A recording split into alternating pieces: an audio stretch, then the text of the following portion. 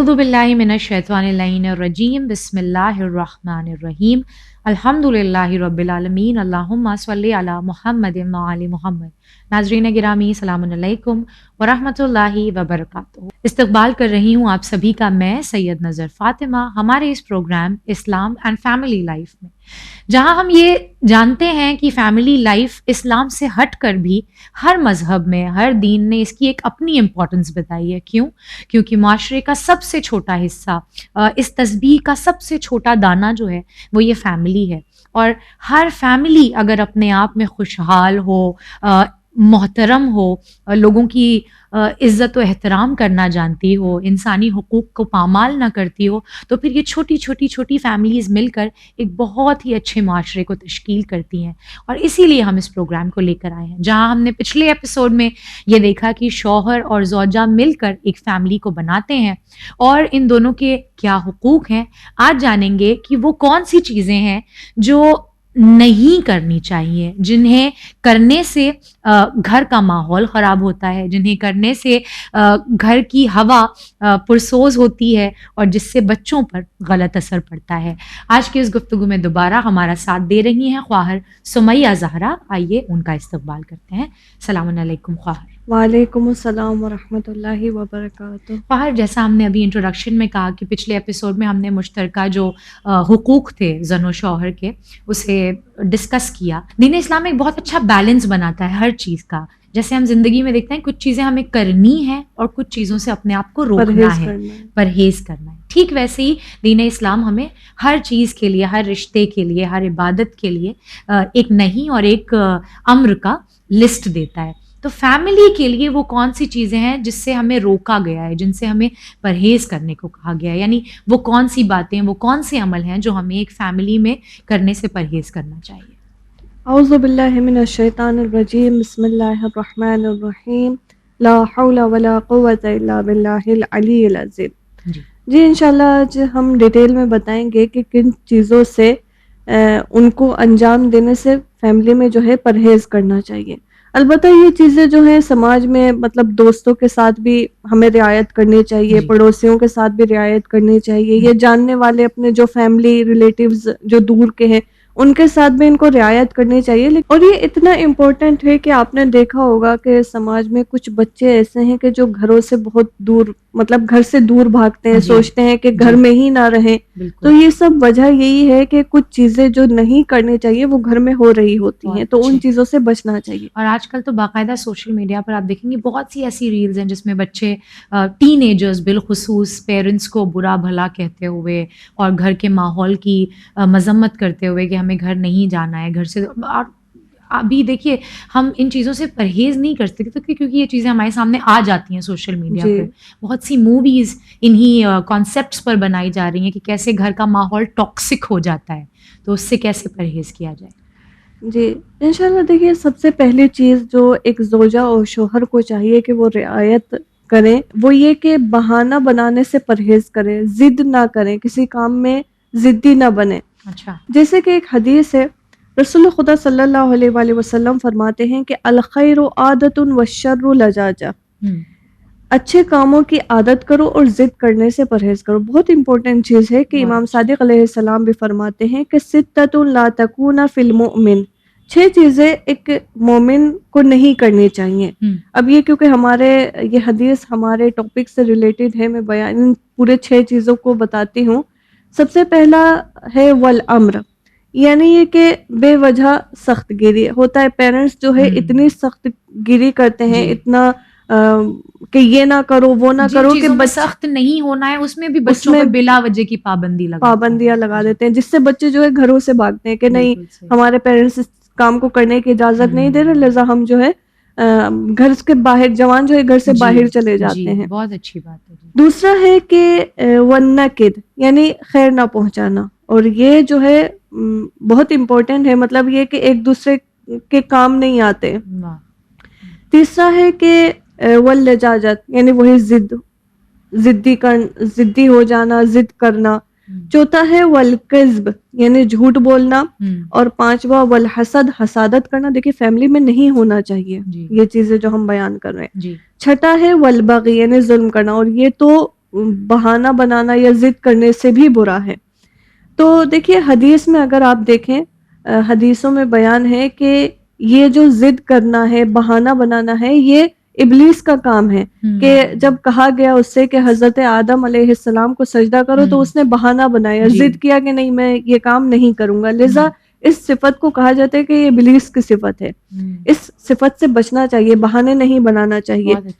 جیسے کہ سورہ فرقان میں اگر دیکھیں، لوگ جو ہے پیغمبر کے زمانے میں رسول خدا صلی اللہ علیہ وآلہ وسلم کے دور میں بہت بہانے بناتے تھے، جیسے کہتے تھے رسول خدا صلی اللہ علیہ وآلہ وسلم بازار میں کیوں آئے ہیں، ان کو بازار میں نہیں آنا چاہیے، مارکیٹ میں نہیں آنا چاہیے، یا کہتے تھے بہت عجیب، آپ کو سوالات بہت عجیب لگیں گے لیکن لوگ اس طرح کے سوال کرتے تھے، کہتے تھے کہ آپ کو کھانا نہیں کھانا چاہیے، آپ کا پیٹ تو ہمیشہ بھرا رہنا چاہیے، یا سوچتے تھے کہ رسول خدا صلی اللہ علیہ وآلہ وسلم ہواؤں میں چلے۔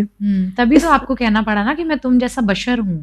جی اب کچھ لوگ آ کے کہتے تھے کہ کیوں فرشتوں میں سے رسول نہیں بنایا، فرشتوں میں سے رسول خدا کو چوائس کرنا چاہیے تھا، اور اس کا جواب تو خود قرآن میں ہے کہ پروردگار عالم فرما رہے کہ اگر میں نے فرشتوں میں سے، اگر ہم نے فرشتوں میں سے کسی کو پیغمبر بنا دیا ہوتا تو اس کو بھی ہم انسانی شکل میں ہی رسول بناتے، اور تم لوگ تب بھی کہتے کہ کیوں انسانوں میں سے وہ نہیں بنایا، رسول نہیں بنایا، پھر تم یہ بھی کہتے۔ تو یہ بہانہ بنانا یہ ہر زمانے میں تھا، ہر جگہ ہوتا ہے کہ لوگ بہانہ بناتے ہیں، یہ سب چیزیں ہر جگہ اور ہر زمانے میں چلتی ہیں۔ ایک آیت ہے سورہ اسراء کی آیت نمبر 36 ہے کہ فرمایا گیا جس چیز کو تم کو خبر نہیں اس کو بیان نہ کرو اور اس کی پیروی نہ کرو، مطلب وہی ہوا ایک طرح سے بہانہ بنانا کہ بہانہ نہ بناؤ۔ کہ میں ایک روایت آپ کی خدمت میں بیان کروں کہ محمد بن فضل امام کاظم علیہ السلام کی خدمت میں آتے ہیں اور کہتے ہیں میرے کچھ دوست ہیں، وہ آ کے کہتے ہیں کہ تمہارا بھائی یہ کام کرتا ہے، مطلب میرے بھائی کی برائیاں آ کے مجھ سے بتاتے ہیں کہ تمہارا بھائی یہ غلط کام کر رہا ہے، ایسے کر رہا ہے، ویسے کر رہا ہے، اور مجھے ان کی باتوں پہ یقین ہے وہ غلط نہیں بول رہے، وہ صحیح بول رہے ہیں، لیکن جب میں اپنے بھائی سے سوال کرتا ہوں تو میرا بھائی کہتا ہے کہ نہیں وہ لوگ جھوٹے ہیں، وہ لوگ جھوٹ بول رہے ہیں، تم ان سے دور رہو، اس طرح کی باتیں کرتا ہے۔ تو یہ امام سے کہتے ہیں کہ مجھے سمجھ میں یہ نہیں آ رہا کہ میں کیا کروں، میں کس کی بات پہ یقین کروں، اپنے دوستوں کی بات پہ یقین کروں یا اپنے بھائی کی۔ تو یہاں پہ امام علیہ السلام فرماتے ہیں کہ اپنے بھائی کی بات پر یقین کرو اور اپنے دوستوں کی باتوں کو اگنور کرو۔ کتنی اچھی حدیث ہے۔ کیوں؟ تو یہ کہتے ہیں کہ لیکن میرا بھائی تو صحیح نہیں ہے، سچ یہ ہے، سچ یہ ہے۔ تو یہ امام یہاں پہ کہتے ہیں کہ اگر تم یہ کام کرو گے تو وہ خود ہی راہ راست پہ آ جائے گا، اور دوسری بات یہ کہ جب اگر تم اس سے دوری اختیار کرو گے اور اسے تم بتاؤ گے کہ تم برے ہو تو وہ کوئی بہانہ تلاش کرے گا تم سے دوری ہونے کا، یعنی تم سے دور ہو جانے کا کوئی بہانہ تلاش کر، تم اس کے ہاتھ میں کوئی بہانہ دے دو گے، یعنی وہی ہوا کہ جو سورہ اسراء کی آیت نمبر 36 میں ہم نے بیان کیا۔ تو یہی ہوا کہ بہانہ بنانا، بہانہ ڈھونڈنا یہ جو ہے رشتوں کو الگ کر دیتا ہے۔ ایک اور مثال سے واضح کروں، ایک خاتون تھی، وہ آ کے ایک بزرگ عالم دین سے آ کے کہتی ہے مجھے اپنے شوہر سے طلاق لینی ہے۔ تو ان سے وجہ پوچھی گئی کہ آخر کیا وجہ ہے تمہیں کیوں طلاق لینی ہے؟ تو وہ کہتی ہیں کہ جب ہمارے گھر پہ مہمان آتے ہیں تو میرا جو شوہر ہے وہ ہم جو چائے لے کے آتے ہیں تو چائے کے نیچے ایک پیالی وہ تشتری ہوتی ہے، سوسر جسے کہا جاتا ہے، تو وہ جو ہے چائے کو اس میں ڈال کے ٹھنڈی کر کے پیتے ہیں مہمانوں کے سامنے۔ اب یہ ایران کا واقعہ ہے، ایران میں یہ کامن بات ہے، وہاں پہ لوگ اسی طرح سے چائے پیتے ہیں، ایران میں چلتا ہے اس طرح سے۔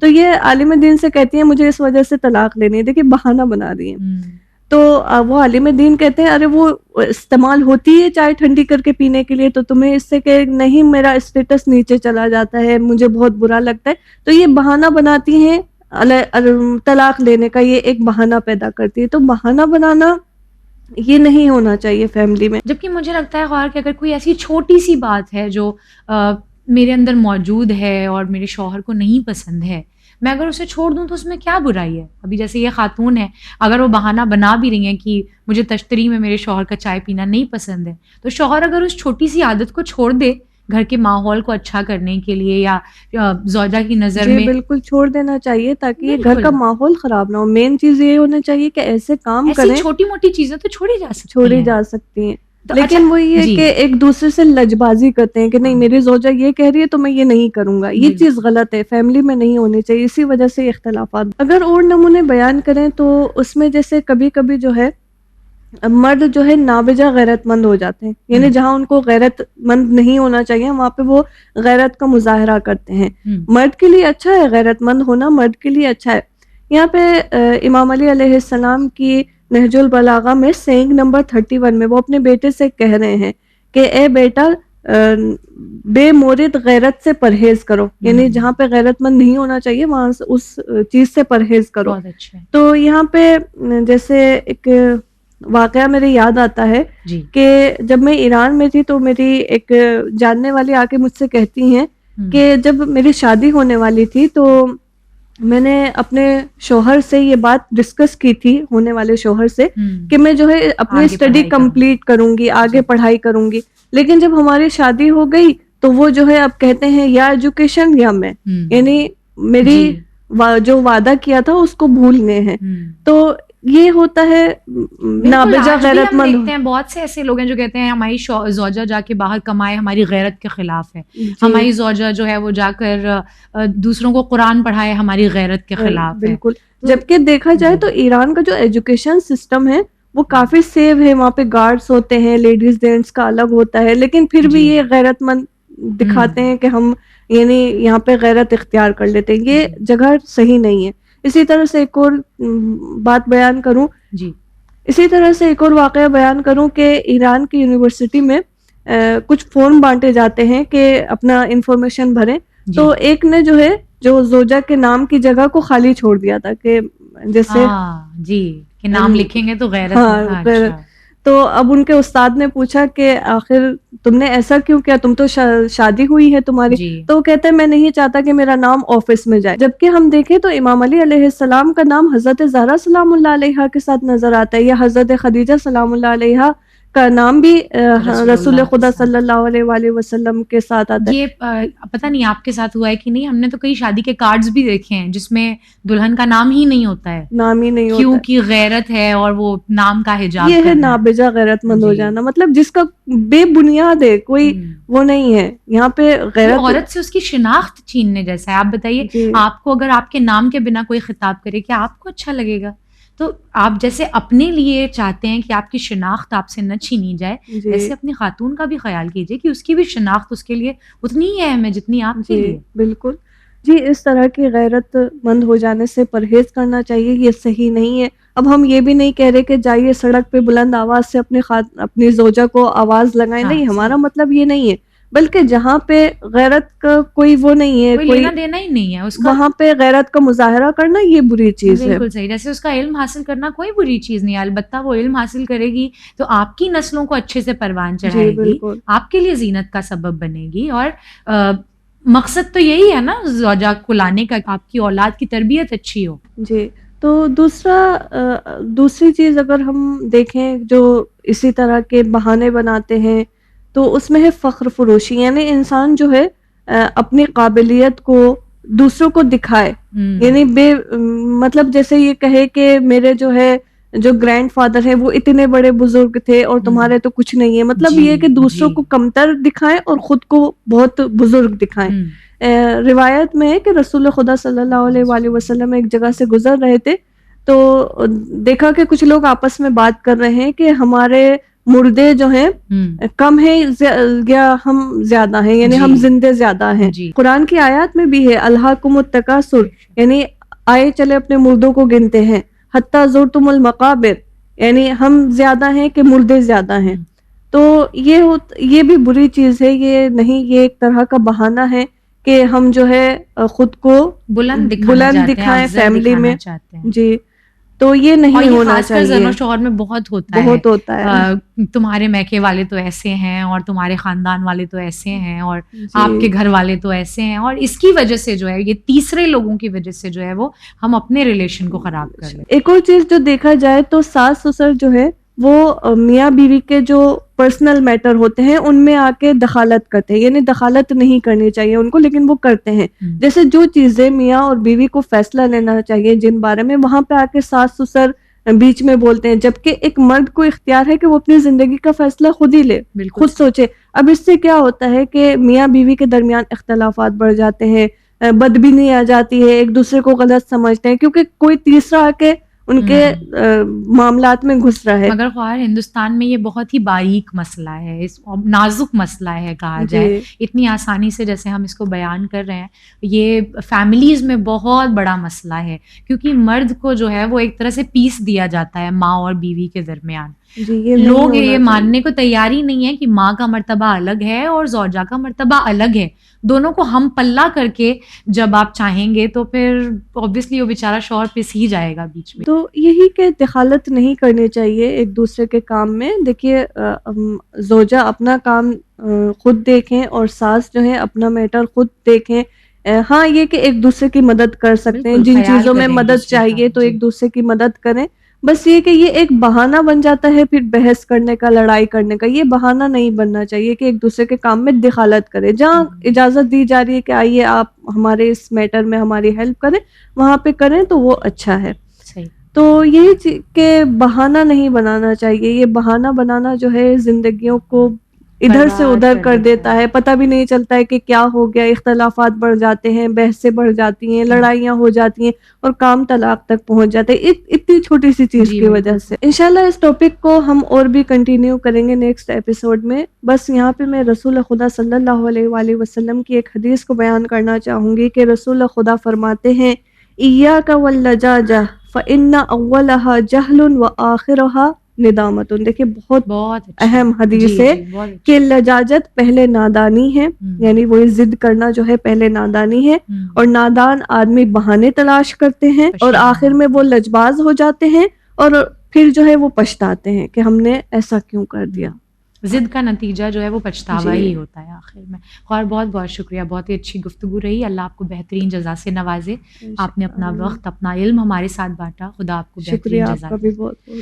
ناظرین محترم, اسلام اینڈ فیملی لائف کا ہمارا یہ سیکنڈ ایپیسوڈ جو الحمدللہ بہت ہی مفید گفتگو رہی. خداوند عالم سے دعا گو ہیں کہ جس مقصد کے ساتھ اس پروگرام کو لائے ہیں, پہلے تو اس کا اثر انشاءاللہ ہماری اپنی فیملی لائفز پر ہو, اور اس کے بعد آپ ناظرین بھی اپنی زندگیوں کو سنواریں کہ یہ چھوٹی چھوٹی جو باتیں ہیں, یہ چھوٹی چھوٹی سی ضد جو ہے وہ کتنے خوبصورت, کتنی بہترین رشتے جو اللہ نے ہمیں بن مانگے عطا کیے ہوئے ہیں. وہ نعمتیں جو ہماری زندگی میں اس قدر شامل ہو گئی ہیں کہ ہم اسے نعمت تصور بھی نہیں کرتے. نہ جانے کتنے لوگ ترستے ہیں کہ ان کی زندگی میں کوئی ازدواجی رشتہ بن سکے, نہ جانے کتنے لوگ محروم ہیں اس نعمت سے, اور ہمارے اور آپ کے پاس یہ نعمت ہے تو ہم اس کی وقت رہتے قدر نہیں کر پاتے ہیں. پروردگار عالم ہم سبھی کو توفیق دے کہ ہم ضد کرنے سے پرہیز کر سکیں, ایک دوسرے کے حقوق کو پورا کر سکیں, ایک دوسرے کے فرائض پورا کر سکیں, تاکہ انشاءاللہ ہمارے یہ گھر ہمیشہ خوش و خرم اور آباد رہیں.